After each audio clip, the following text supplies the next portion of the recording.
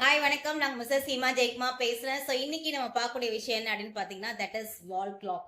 So clock அப்படின்னு சொல்லும்போது that is நம்ம லைஃப்ல ரொம்ப முக்கியமான ஒரு ரோல் வந்து ப்ளே பண்ணுது. கரெக்டா?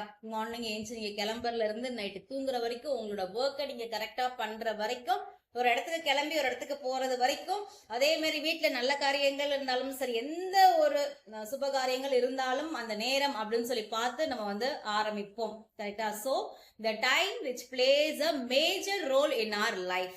எஸ், ஆமா. ஸோ இப்போ அந்த டைம் அப்படின்னு சொல்லும்போது ஒரு கிளாக் எடுத்துக்கிறோம் வச்சுக்கோங்க.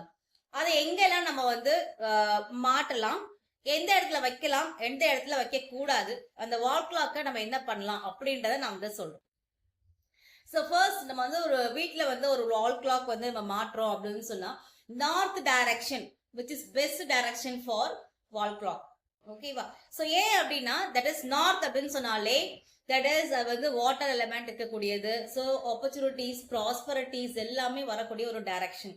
ஸோ பக்கத்துல நார்த் ஈஸ்ட்னு சொல்லி போகும்போது பார்த்தீங்கன்னா இட் இஸ் குபேர மூலை அப்படின்னு சொல்லுவாங்க. ஸோ கிளாக்கை வந்து நம்ம நார்த் டைரக்ஷன்ல வைக்கிறது பெஸ்ட்.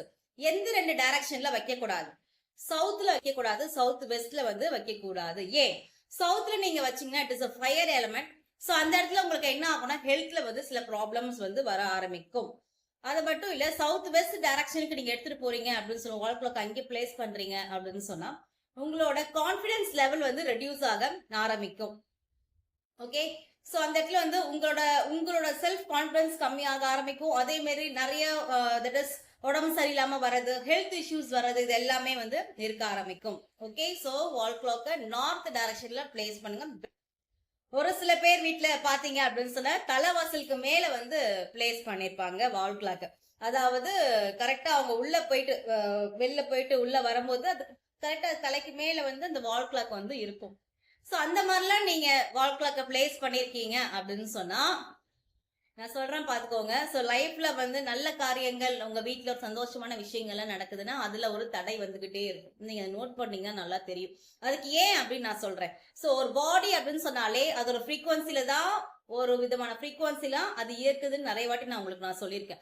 நீங்க ஒரு டைம்ல நல்லா பாசிட்டிவ் எனர்ஜியோட வீட்டுக்குள்ள வருவீங்க, ஒரு டைம்ல ஒரு நெகட்டிவ் எனர்ஜியோட உள்ள வருவீங்க, ஒரு மன கஷ்டத்தோட உள்ள வருவீங்க. ஸோ இந்த மாதிரி நீங்க வரும்போது இல்ல உங்க வீட்டுக்கு வரக்கூடிய மக்கள்கள் வந்து எந்த மாதிரி ஒரு மனநிலையில அவங்க வீட்டுக்கு வருவாங்க அப்படின்னு சொல்ல முடியாது. அந்த எனர்ஜி எல்லாம் அந்த வால் கிளாக்ல போய் இம்பாக்ட் ஆக ஆரம்பிக்கும். சோ அப்படி ஆகும் போது அந்த இடத்துல அந்த ரிசல்ட் எப்படி இருக்குன்னா உங்க வீட்டுல நடக்கக்கூடிய நல்ல காரியங்கள்ல தடை ஏற்படும். சரியா? சோ தலைவாசலுக்கு மேல வால் கிளாக்க மாட்டி வைக்காதீங்க. ஓகே, அதே மாதிரி இப்ப கிளாக் அப்படின்னு சொல்லும்போது எல்லாரும் இப்ப ஃபங்க்ஷன் ஏதாவது வந்துச்சுன்னா, பர்த்டே ஏதாவது வந்துச்சுன்னா உடனே வந்து கிளாக்க கிஃப்ட் பண்றாங்க.